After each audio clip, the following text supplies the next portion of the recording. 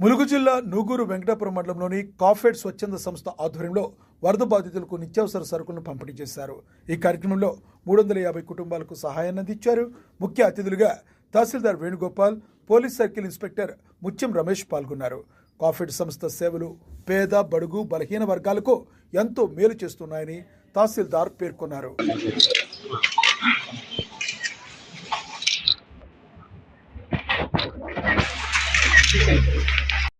కాకపోతే ప్రజల్లో కొంచెం అవగాహన లోపమా, లేకుంటే చదువు పట్ల కానీ ఆర్థికంగా కొంచెం వెనుకబాటుతనం కానీ లేదా ఈ ఆరోగ్యం పట్ల కానీ ఉన్నదానిపై వీళ్ళు ప్రత్యేక శ్రద్ధ చూపించి ప్రజల్లో మంచి ఒక సంతకం నేర్చుకోవటం అంటే ఎవరికి తెలియదు.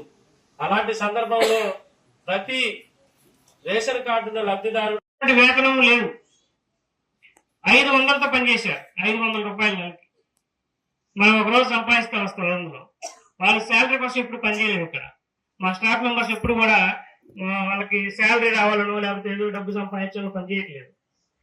ఇక్కడ ఉన్న ప్రజలు అభివృద్ధి చెందాలి, వారికి